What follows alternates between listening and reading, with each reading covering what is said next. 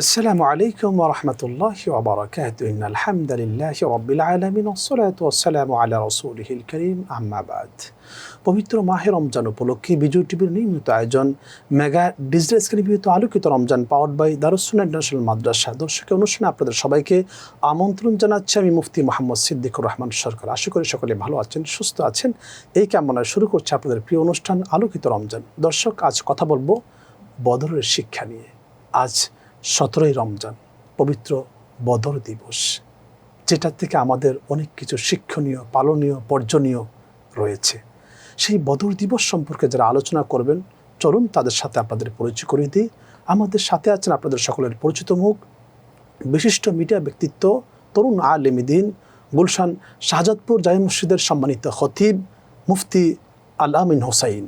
আসসালামু আলাইকুম ওয়া রাহমাতুল্লাহি ওয়া বারাকাতুহু। আমাদের সাথে আরও আছেন আপনাদের সকলের পরিচিত মুখ, তরুণ আলেম দ্বীন, বিশিষ্ট মিডিয়া ব্যক্তিত্ব, সারা বাংলার আলোড়ন সৃষ্টিকারী বক্তা হযরত আবু বকর সিদ্দিক রাদিয়াল্লাহু তাআলা আনহু জামে মসজিদ গুলশান ঢাকার সম্মানিত খতিব হযরত মাওলানা মুফতি জামিল হোসাইন। আসসালামু আলাইকুম ওয়া রাহমাতুল্লাহি ওয়া বারাকাতুহু। ওয়া আলাইকুম আসসালাম ওয়া রাহমাতুল্লাহি ওয়া বারাকাতুহু। আপনারা দুজন কেমন আছেন? আলহামদুলিল্লাহ, আপনি কেমন আছেন? দুজনকে স্বাগতম, ধন্যবাদ। আজ কথা বলবো 17ই রমজান বদর দিবস নিয়ে। আমরা শুরুতে যাচ্ছি আমাদের প্রিয় আলোচক তরুণ আলেম দ্বীন মুফতি আল আমিন হোসাইন আপনার কাছে। বদর দিবসের প্রেক্ষাপট নিয়ে আপনি কথা বলবেন। আলহামদুলিল্লাহ ওয়াসসালাতু ওয়াসসালামু আলা রাসূলিল্লাহ। ধন্যবাদ প্রিয় উপস্থাপক। অত্যন্ত গুরুত্বপূর্ণ এই দিবস এবং আজকের দিনের সাথে প্রেক্ষাপটে এই বিষয়টি যায় যে বদর দিবসের প্রেক্ষাপটটি কেমন ছিল। আজ থেকে ১৫০০ বছর পূর্বে দ্বিতীয় হিজরির 17ই রমজান বদরের প্রান্তরে ইসলামের প্রথম যুদ্ধ, হক এবং বাতিলের পার্থক্য স্বরূপ এই যুদ্ধটি সংগঠিত হয়েছিল। এই যুদ্ধের প্রেক্ষাপট যদি আমরা ইতিহাস খুঁজে দেখতে চাই তাহলে দেখতে পাবো রাসূল সাল্লাল্লাহু তাআলা আলাইহি ওয়াসাল্লাম যখন মক্কা থেকে মদিনায় হিজরত করে গেলেন, যাওয়ার পরে কুরাইশদের একটি বিখ্যাত ব্যবসায়ী কাফেলা আবু সুফিয়ানের নেতৃত্বে সিরিয়া সফর করছিল এবং সিরিয়া থেকে ব্যাপক রসদপত্র, অস্ত্র, গোলা বারুদ তারা আমদানি করছিল যাতে সেগুলো মুসলমানদের বিরুদ্ধে ব্যবহার করা যায়। তো আল্লাহ সুবহানাহু ওয়া তাআলা 50 জনের একটি কাফেলা প্রেরণ করলেন এবং বললেন তোমরা তাদেরকে প্রতিহত করবে। কিন্তু পথিমধ্যে আবু সুফিয়ান একটু চালাকি করে সে যখন সংবাদ পেল রাসূল সাল্লাল্লাহু আলাইহি ওয়াসাল্লাম আক্রমণ করতে পারেন বা নবীজির সাহাবায়ে কেরাম আক্রমণ করতে পারেন, এই সম্ভাবনায় সে মক্কায় সংবাদ পাঠিয়ে দিল যে কুরাইশদের ব্যবসায়ী কাফেলা মুসলমানরা আক্রমণ করেছে এবং হুমকির শিকার হয়েছে কুরাইশরা। তখন আবু জেহেল মক্কায় ঘোষণা করে দিল যে মুসলমানদের বিরুদ্ধে যুদ্ধ হবে এবং তাৎক্ষণিকভাবে স্বল্প সময়ে তারা 1000 সৈন্য সংগ্রহ করে ফেলল। নবীজি সাল্লাল্লাহু আলাইহি ওয়াসাল্লাম যখন এই সংবাদ পেলেন তখন আল্লাহ সুবহানাহু ওয়া তাআলার প্রতিশ্রুতি পেলেন যে আল্লাহ রাব্বুল আলামিন কোরআনে কারীমের সূরা আলে ইমরানে বদরের যুদ্ধের প্রেক্ষাপট বর্ণনা করছেন। 123 আয়াতে আল্লাহ বলছেন ওয়ালাকাদ নাসারাকুমুল্লাহু বিবাদরি ওয়া আনতুম আযিল্লা ইলা আখিরিল আয়া। তিনি সে মহান সত্তা যিনি বদরের প্রান্তরে তোমাদেরকে সহযোগিতা করেছেন, সাহায্য করেছেন এবং আকাশের ফেরেশতা এসে এই যুদ্ধে সহযোগিতা করেছিল। তো রাসূল সাল্লাল্লাহু আলাইহি ওয়াসাল্লাম যখন শুনলেন যে আবু জেহেলের নেতৃত্বে 1000 সশস্ত্র সৈন্য মুসলমানদেরকে মদিনাকে আক্রমণ করার জন্য এগিয়ে আসছে, নবীজি সাল্লাল্লাহু আলাইহি ওয়াসাল্লাম মাত্র 313 জন সাহাবাই কিরাম নিয়ে বদরের প্রান্তরে উপস্থিত হলেন এবং আল্লাহর দরবারে কায়মন বাক্যে দোয়া করলেন রব্বুল আলামিন ইন তুহলিক হাদিহিল ইসাবা ফালা ইউবাদ ফিল আরদি আবাদা। রব্বুল আলামিন, আমি এই স্বল্প সংখ্যক মানুষ নিয়ে সাহাবাই কেরাম নিয়ে বদরের প্রান্তরে হাজির হয়েছি, যদি এই মানুষগুলো ধ্বংস হয়ে যায়, এরা যদি নিঃশেষ হয়ে যায়, তাহলে রব্বুল আলামিন পৃথিবীর বুকে তোমার ইবাদত করার মতো কেউ থাকবে না। নবীজি সাল্লাল্লাহু আলাইহি ওয়াসাল্লাম এভাবে অঝোর নয়নে সিজদায় পড়ে কাঁদতে লাগলেন। আল্লাহ রব্বুল আলামিন তখনই প্রতিশ্রুতি দান করলেন যে আমি আপনাকে সহযোগিতা করব। সালাসাতাম মিনাল মালাইকা, সালাসা আলাফি মিনাল মালাইকা, 3 সহস্রাধিক সৈন্য দ্বারা আল্লাহ রাব্বুল আলামিন বদরের প্রান্তরে মুসলমানদেরকে সাহায্য করেছিলেন এবং ওই যুদ্ধে মুসলমানরা নিরঙ্কুশ বিজয় লাভ করেছিল এবং এতে আল্লাহ পাক রব্বুল আলামিন প্রত্যক্ষভাবে ফেরেশতাদের মাধ্যমে জিবরিলের নেতৃত্বে সহযোগিতা করেছিলেন এবং এই যুদ্ধটা ইসলামের প্রথম গাজওয়া বা যুদ্ধ, যে যুদ্ধে আল্লাহ রাব্বুল আলামিন সুস্পষ্ট মুসলমানদেরকে মদদ করেছেন, সহযোগিতা করেছেন এবং এই যুদ্ধকে আল্লাহ রাব্বুল আলামিন বলছেন ইয়াউমাল তাকাল ফুরকান ইয়াউমাল তাকাল জামাআন, যেদিন দুইটি দল পরস্পর মুখোমুখি হয়েছিল এটি হচ্ছে সত্য মিথ্যার পার্থক্যকারী দিন এবং এই দিনে কে হক কে বাতিল সেটি সুস্পষ্ট হয়ে গিয়েছিল। মুসলমানরা 313 জন নিরস্ত্র তাদের মাত্র 9 থেকে 10টি ঘোড়া ছিল, মাত্র 30 থেকে 35 জনের হাতে অস্ত্র ছিল। এই নিরস্ত্র কাফেলা, 313 জনের কাফেলাকে আল্লাহ রাব্বুল আলামিন বিজয় দান করলেন। এটাই হচ্ছে আল্লাহ পাকের একটি সুস্পষ্ট নিদর্শন। এই চমৎকার বলছেন। আমি তন্ময় চিত্তে আপনার আলোচনা শুনছিলাম। আপনার কাছে আমি আবার আসবো। সুপ্রিয় দর্শক, আসলে আজ বদর দিবস আলোচনা শুনছিলাম আর আমার হৃদয়ে রক্তক্ষরণ হচ্ছিল।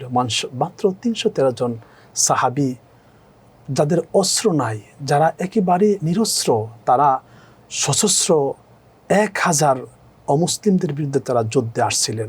সেই ঘটনা মনে পড়লে কেমন যেন আমাদের অন্তর কেঁপে ওঠে। আমরা আরও আলোচনা শুনবো আমাদের প্রিয় আলোচকের কাছ থেকে, জনাব জামিল হোসেন আপনার কাছ থেকে, যে এই যে বদর যুদ্ধের গুরুত্ব এবং তার আনুষঙ্গিক আপনি কথা বলবেন। শুধু আবু সুফিয়ানের সেই কাফেলাকে প্রতিহত করার মূল ম্যাটারটা ছিল না, বরং তো আল্লাহ রাব্বুল আলামিন কোরআনুল কারীমে আরেকটু আমাদেরকে তথ্য দিচ্ছেন। কদ কানা লাকুম আয়াতুন ফি ফিআতাইনি ইলতাকাতা ফিআতুন তুকাতিলু ফি সাবিলিল্লাহ ওয়া উখরা কাফিরাতুন ইয়ারাউনাহুম মিথলাইহিম রা'য়াল আইন। দুটি বিষয় এখানে আল্লাহ তাআলা স্পষ্ট করলেন যে একটি দল, তারা ফি সাবিলিল্লাহ, আল্লাহর পথে তাদের জীবন, যৌবন, অর্থ, বৃত্ত সব ছেড়েই কিন্তু তারা মক্কা থেকে মদিনায় এসেছিলেন। কিন্তু যারা ওয়া উখরা কাফিরা, এটা একটি বড় বিষয় আমাদের জন্য যে কিয়ামত পর্যন্ত যেই দলগুলো ইসলাম বিদ্বেষী থাকবে, তারা কখনোই ইসলাম, মুসলিম এবং ইমানদারদেরকে শান্তিতে থাকতে দিবে না। এটাও একটা বদরের অন্যতম রিজন ছিল। কারণ মক্কার সেই ইসলাম বিদ্বেষী মানুষগুলো মদিনায় এসেও রাসূল সাল্লাল্লাহু আলাইহি ওয়াসাল্লাম সুন্দর একটি ইসলামী ব্যবস্থা গঠন করবেন, শান্তিপূর্ণ একটি রাষ্ট্র ব্যবস্থা গঠন করবেন, সর্বজনীন সকল ধর্মের জন্য একটি সুন্দর ব্যবস্থাপনা হবে, এটা তারা চাচ্ছিলেন না। আপনারা চমৎকার বলছেন। দেখুন, এই যে মদিনা থেকে হিজরত করে রাসূল করিম সাল্লাল্লাহু আলাইহি ওয়াসাল্লাম মক্কা যখন চলে আসলেন, সাহাবীরা এখানেই দিনের দাওয়াত তারা বসবাস করতে লাগলেন। সেটাও অমুসলিমদের সহ্য হচ্ছিল না, এবং তারা অন্যায়ভাবে সাহাবীদের উপর আক্রমণ করার চেষ্টা করলো। মুসলমান ডিফেন্সিভলি এটাকে সামনে এগিয়ে নিয়ে গেলেন। আমার প্রশ্ন হলো আপনার কাছে, দেখুন আমরা বিশ্বে এখন প্রায় যদি দৌড়ি আপনার আমাদের আদমশুমারির বাহিরে, মানে সরকারি হিসাব যেটা, বিশ্বের যেটা মূল হিসাবের বাহিরে, যেটা প্রায় 900 কোটি মানুষ, এর ভিতরে প্রায় 300 কোটি প্লাসই মুসলমান রয়েছে। অর্থাৎ মুসলমানের সংখ্যা কিন্তু অনেক বেশি। এত মুসলমান থাকা সত্ত্বেও আমরা আজকে নির্যাতিত, নিপীড়িত, নিগৃহীত আমরা হয়ে আছি আজকে। কিন্তু সাহাবী কেরাম যেখানে মাত্র 313 জন, তারা কি করে সেই সহস্রাধিক বিরুদ্ধে সেই যুদ্ধে আসলেন? এটা কি করে সম্ভব হলো? এর একটি বড় তথ্য কোরআনুল কারীম দিচ্ছে যে আল্লাহ রাসূল সাল্লাল্লাহু আলাইহি ওয়াসাল্লাম যখনই এই বদরের পটভূমি তৈরি হলো, তখন সাহাবীদের সাথে একটি পরামর্শ করলেন যে আমরা এই মুহূর্তে কি করতে পারি।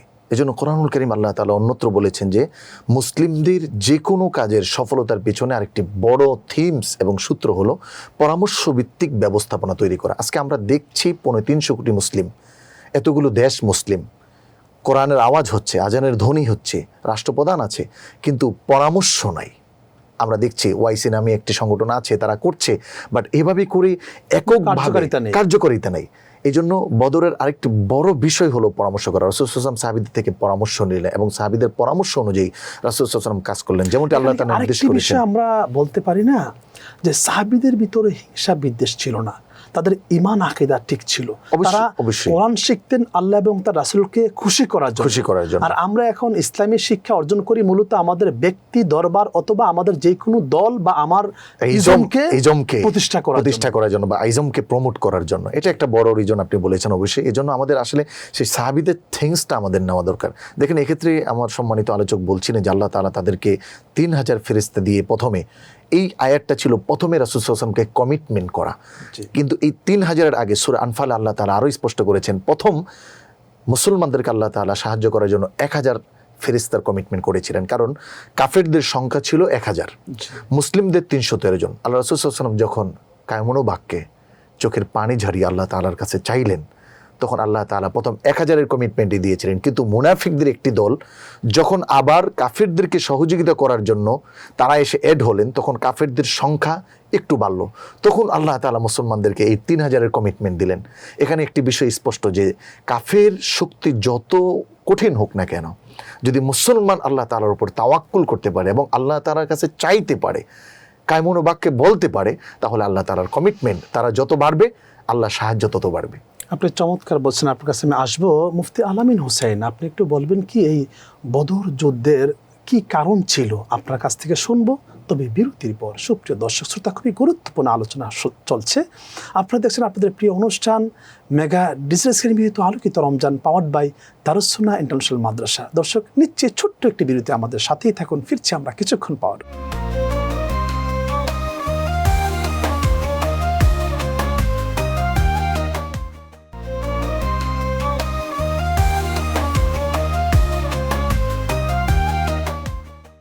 আলহামদুলিল্লাহ, সুপ্রিয় দর্শক শ্রোতা, বিরতির পর ফিরে আসলাম আপনাদের প্রিয় অনুষ্ঠান মেগা ডিজিটাল স্ক্রিন নিবেদিত আলোকিত Ramzan, powered by Darus Sunnah international মাদ্রাসা। দর্শক, খুব গুরুত্বপূর্ণ আলোচনা আমরা শুনছিলাম। আলোচনাতে আমরা ফিরছি।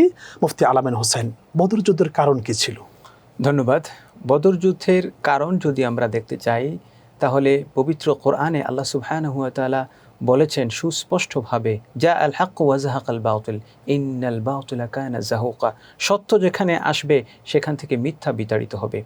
দেখুন, রাসূল সাল্লাল্লাহু আলাইহি ওয়াসাল্লাম হিজরতের পর যখন মদিনায় একটি ইসলামী রাষ্ট্র প্রতিষ্ঠা করলেন, মুসলমানদের সুনাম সুখ্যাতি পৃথিবীর সর্বত্র ছড়িয়ে পড়তে লাগলো, মুসলমানদের ক্ষমতা বৃদ্ধি পেতে লাগলো, তখনই কাফের শক্তি পরাজিত, কুফরি শক্তি, শয়তানি তাগুতি শক্তি, তারা ভীত সন্ত্রস্ত হয়ে পড়ল যে মুসলমানরা যদি শক্তিশালী হয়ে যায়, বিশ্বে যদি মুসলমানদের ক্ষমতা এবং কর্তৃত্ব ছড়িয়ে পড়ে, তাহলে আমাদের কোনো কর্তৃত্ব থাকবে না। সেজন্য তারা মুসলমানদেরকে সমূলে মূলোৎপাটন করার জন্য এবং মদিনায় শান্তিতে থাকতেছে মুসলমানরা, রাসূল সাল্লাল্লাহু আলাইহি ওয়াসাল্লাম সহ সাহাবায়ে কেরাম শান্তিতে সেখানে ইসলামী রাষ্ট্র ব্যবস্থা কায়েম করেছেন, এটা দেখে তারা হিংসায় জ্বলে পড়ে মরতে লাগলো। সেজন্য তখনই যেখানে আবু সুফিয়ানের কাফেলা আমরা দেখি যে নিরাপদে মক্কায় পৌঁছে যাচ্ছে, কিন্তু তারপরেও আবু জাহেল যখন শুনলো যে আবু সুফিয়ান পৌঁছে গেছে, তারপরেও মৃত্যু তাকে ডেকে নিয়েছে। নবীজি সাল্লাল্লাহু আলাইহি ওয়াসাল্লাম যখন বদর প্রান্তে উপনীত হলেন, তখন বদরের অপর প্রান্তরে যখন কাফের বাহিনী দেখলেন, নবীজি সাল্লাল্লাহু আলাইহি ওয়াসাল্লাম সাহাবায়ে কেরামদেরকে সুসংবাদ দিলেন যে শোনো, মক্কা তার কলিজা তোমাদের কাছে প্রেরণ করেছে, তোমরা এদের উপরে ঝাঁপিয়ে পড়ো। অবশ্যই আল্লাহ রাব্বুল আলামিন আমাকে প্রতিশ্রুতি দিয়েছেন তোমাদেরকে সাহায্য করবেন, এবং আল্লাহর সেই প্রতিশ্রুতি হচ্ছে নাসরুম মিনাল্লাহি ওয়া ফাতহুন করিব। আল্লাহর সাহায্য এবং বিজয় তোমাদের অতি নিকটে, কিন্তু তোমাদের দরকার দৃঢ় মনোবল, পাহাড় সম ইচ্ছা শক্তি যদি তোমাদের থাকে, তাহলে অবশ্যই পৃথিবীর যত শক্তিশালী বাহিনী হোক না কেন, আল্লাহ বদরের প্রান্তরে মুসলমানদেরকে সহযোগিতা করে জানিয়ে দিয়েছেন, হে মুসলমান, তোমরা যতই ক্ষুদ্র হও না কেন, নগণ্য হও না কেন, তোমাদের সংখ্যা যত স্বল্প আর অল্পই হোক না কেন, কাফের তাগুতের শক্তি যত বিশাল শক্তিশালী হোক না কেন, আমি আল্লাহর কাছে তারা কিছুই নয়। বরং আল্লাহ রাব্বুল আলামিন এখানে একটি কৌশল অবলম্বন করলেন। আল্লাহ বলছেন, ইয়ারাউনাহুম মিসলাইহিম রাইয়াল আইন। মুসলমানরা সংখ্যায় কম, কাফেররা সংখ্যায় বেশি, কিন্তু তারপরে আল্লাহ রাব্বুল আলামিন কাফেরদের চোখে মুসলমানদেরকে বাড়িয়ে দেখালেন। কাফেররা মুসলমানদেরকে দেখে ভীত সন্ত্রস্ত হয়ে গেল, 313 জনকে তারা 3000 দেখলো। আবার মুসলমানদের চোখে কাফেরদেরকে আল্লাহ পাক কমিয়ে দেখালেন, আল্লাহ তাদেরকে দেখালেন যে মাত্র 10, 15, 100 জন। মুসলমানদের মনোবল বেড়ে গেল। এই যে আল্লাহ রাব্বুল আলামিন একটি এখানে মুজিজা, নবীজির মুজিজা দেখিয়ে দিলেন, মুসলমানরা তাদেরকে দেখতেছে অল্প কিছু সংখ্যক। আপনি চমৎকার বলছেন। আপনার কাছে আমি আবারও আসবো। মুফতি জামিল হোসেন, আপনি আমাদেরকে একটু বলবেন যে এই যে দেখুন, এখানে জুলুম করে, যে অন্যায় যে করে, সে কখনো বিজয় লাভ করতে পারে না। একটা শিক্ষা এখানে। আপনি বদর যুদ্ধের ফলাফল এবং শিক্ষা নিয়ে কথা বলবেন। জালেম কখনো চিরস্থায়ী নয়। এই জন্য রাসূল সাল্লাল্লাহু আলাইহি ওয়াসাল্লাম বলেছেন, আয-যুলমু যুলুমাতুন ইয়াওমাল কিয়ামা। কিয়ামতের দিনও তারা এরকম আচ্ছাদিত অবস্থায় থাকবে জুলুমের মধ্যে। আমরা এখানে আরেকটু বিষয় দেখি যে মক্কার কাফেররা তাদের অদ্যত্বপূর্ণ আচরণ দিয়ে সাধারণ মুসলিমদের উপর ঝাঁপিয়ে পড়তে চেয়েছে, কিন্তু আল্লাহ তাআলা পুরাটাই উল্টিয়ে দিলেন। যদি একটু পরিসংখ্যান অল্প একটু করি জুলুম এবং মাজলুমের কন্ডিশনগুলো, তাহলে দেখেন যেখানে মক্কায় তাদের 700 ঘোড়া ছিল, 100-র বেশি উট ছিল, মক্কার যারা কাফের তাগুতি শক্তি ছিল, সেখানে মাত্র মুসলমানদের 2টি ঘোড়া, 70টা উট নিয়ে। ইভেন কি হাদিসে এসেছে, বুখারীর হাদিসে, এক সাহাবী এসে বলেছেন, ইয়া রাসূলুল্লাহ, আপনি আমাকে কিছু দেন।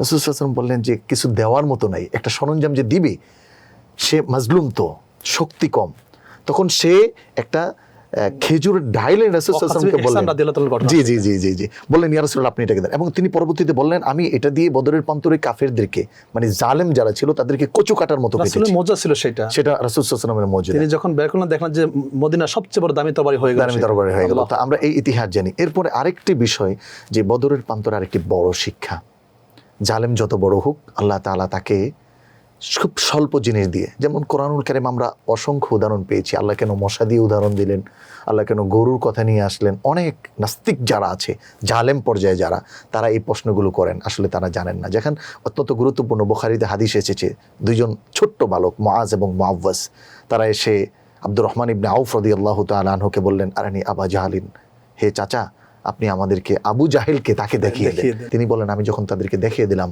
বুখারীর স্পষ্ট হাদিসে তারা পাঁচ পাখির মতো ওই জালেমের উপর ঝাঁপিয়ে পড়লো।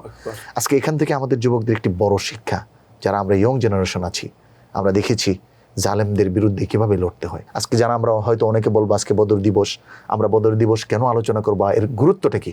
গুরুত্ব রয়েছে, কোরআনুল কারীম আপনাকে জানাচ্ছে, বালা ইন তাসবিরু ওয়া তাত্তাকু ওয়া ইউতিকুম মিন ফাওরিকুম হাদা ইউমদিদকুম রাব্বুকুম বিখামসাতি আলাফিম মিনাল মালাইকা। আল্লাহ তাআলা কমিটমেন্ট করলেন কিয়ামত পর্যন্ত যদি কোনো মুমিন তারা দুইটি শর্ত নেয়, ইন তাসবিরু ওয়া তাত্তাকু, এক নাম্বার যদি ধৈর্য থেকে বিচলিত না হয়ে যায়।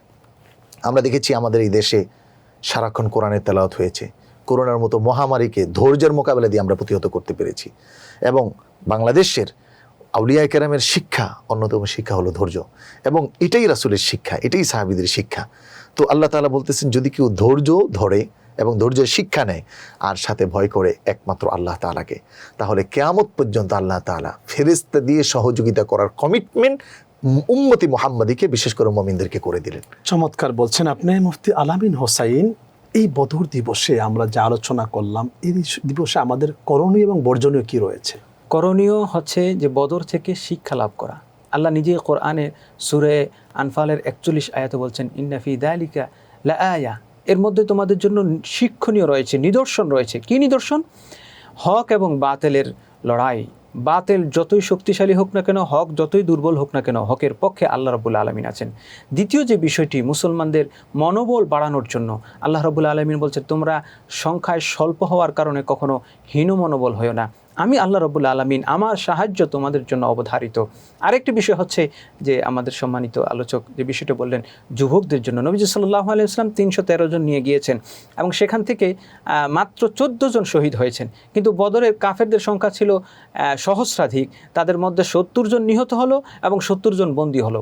এর দ্বারাও আমরা বুঝতে পারি যে আল্লাহ কোরআনেই যেখানে সুস্পষ্ট করেছেন, কাম্মিন ফিয়াতিন কালিলাতিন, কত অল্প সংখ্যক লোক বৃহৎ সংখ্যক লোককে পরাভূত করেছে। নবীজি সাল্লাল্লাহু আলাইহি ওয়াসাল্লাম যখন বলেছেন তোমরা চলো ঝাঁপিয়ে পড়ো, তারা কখনো এদিক সেদিক তাকাননি। তারা দেখতে চাননি যে আমাদের সৈন্য সামন্ত কম, অস্ত্র নেই। তারা যেহেতু রাসূল সাল্লাল্লাহু আলাইহি ওয়াসাল্লাম নির্দেশ দিয়েছেন, সুতরাং জান প্রাণ দিয়ে তারা ঝাঁপিয়ে পড়েছেন। এবং এটাই হচ্ছে বদরের শিক্ষা, যে যখনই ডাক আসবে দ্বীনের জন্য, ইসলামের জন্য, কোরআনের বিধানকে সমুন্নত করার জন্য, মুসলমান সেখানে ঝাঁপিয়ে পড়বে। আমার কাজ হলো চেষ্টা করা, আস-সা'য়ু মিন্না ওয়াল ফাওজু মিন ইনদিল্লাহ। এটাই হচ্ছে বদরের শিক্ষা, যে আমি চেষ্টা করে যাব জান প্রাণ দিয়ে, সফলতা দেওয়ার মালিক আল্লাহ, বিজয় দেওয়ার মালিক আল্লাহ। চমৎকার বলছেন মুফতি জামিল হোসাইন। বদর দিবসে নবী করিম সাল্লাল্লাহু আলাইহি ওয়াসাল্লাম ওই সাহাবীদের যারা শাহাদাত বরণ করেছেন তাদের সেই যেখানে তারা শুয়ে আছেন সেখানে তিনি জিয়ারত করতেন। বদর দিবসে সাহাবীদের উসিলা নিয়ে দোয়া করলে সেই দোয়া আল্লাহ কবুল করবেন কিনা? অবশ্যই, কারণ আমরা দেখেছি রাসূল সাল্লাল্লাহু আলাইহি ওয়াসাল্লামের মেরাজের ঘটনা থেকে, রাসূল সাল্লাল্লাহু আলাইহি ওয়াসাল্লামকে যখন জিবরাইল আলাইহিস সালাতু ওয়াসসালাম নিচ্ছিলেন, তখন হযরত ঈসা আলাইহিস সালাতু ওয়াসসালামের যে জন্মস্থান, এখানে তাকে ল্যান্ড করালেন এবং তাকে বললেন আপনি এখানে 2 রাকাত নামাজ পড়েন বিবারাকা, বরকতের জন্য। আরেকটি বিষয় কোরআনুল কারীম স্পষ্ট করতেছে যে আমরা দেখছি সূরা কাহাফে যদি আপনি যান, তাহলে যেই 7 যুবককে আল্লাহ তাআলা সেভ করেছিলেন, তাদের মধ্যে একটি হাদিস আপনি পেয়ে যাবেন তাফসীরের মধ্যে, যে দোয়া করেছিলেন তারা গুহা থেকে বাঁচতে। জি, আপনারা দুজনকে অসংখ্য ধন্যবাদ আমাদেরকে সময় দেওয়ার জন্য। সুপ্রিয় দর্শক শ্রোতা, আল্লাহ সুবহানাহু ওয়া তাআলা এই যে বদর দিবস আমাদেরকে দিয়েছেন আজকে 17 রমজান, সাহাবাগণ রাসূল করিম সাল্লাল্লাহু আলাইহি ওয়াসাল্লামের ডাকে সাড়া দিয়ে ইসলামের জন্য, কোরআনের জন্য তারা ঝাঁপিয়ে পড়েছিলেন। তবে এখান থেকে আমাদের শিক্ষা হলো যে বদরে রাসূল করিম সাল্লাল্লাহু আলাইহি সাল্লাম এবং সাহাবীদের ভিতরে যে একটা বন্ডিং, যে মিল মোহব্বত, পরস্পর প্রতি যে শ্রদ্ধা ভক্তি সম্মান ছিল, সেই সম্মান নিয়ে আমরা সামনে এগিয়ে যাব। বিশেষ করে ঐক্য থাকতে হবে আমাদেরকে, আমরা যেন বিচ্ছিন্ন না হয়ে যাই, কারণ ঐক্যবদ্ধ হয়ে চলাটা আল্লাহ তাআলা ফরজ করে দিয়েছেন। আমরা কে সারসিনা, কে ফুরফুরা, কে ফুলতুলি, কে জনপুরি, কে কোন দল, সেটা আমাদের পরিচয় নয়। আমাদের পরিচয়টা হলো যে আমরা সবাই ছাত্র, আর এগুলি আমাদের প্রতিষ্ঠান। এই যে ফুলতুলি বলেন, বিভিন্ন প্রতিষ্ঠান, এগুলো আমাদের এক একটা মাদ্রাসা বা স্কুল ধরতে পারেন। আমরা সবাই ছাত্র, ছাত্রের ভিতরে কোনো বিভেদ থাকতে পারে না। আমরা সবাই মিলেমিশে আল্লাহ এবং তার রাসূলকে খুশি করার জন্য, দ্বীনের জন্য, কোরআনের জন্য, ইসলামের জন্য আমরা সবাই কাজ করব। আল্লাহ তাআলা আমাদের সবাইকে সেইভাবে চলার তৌফিক দান করুক। দর্শক, আপনারা দেখছেন আপনাদের প্রিয় অনুষ্ঠান মেগা ডিজিটাল নিবেদিত আলোকিত Ramzan, powered by Darus Sunnah international মাদ্রাসা। দর্শক, অনুষ্ঠান একেবারে শেষ পর্যায়ে চলে এসেছি। আগামী পর্ব দেখার আমন্ত্রণ জানিয়ে আজ এখানেই বিদায় নিচ্ছি। আল্লাহ হাফেজ। আসসালামু আলাইকুম ওয়া রাহমাতুল্লাহ।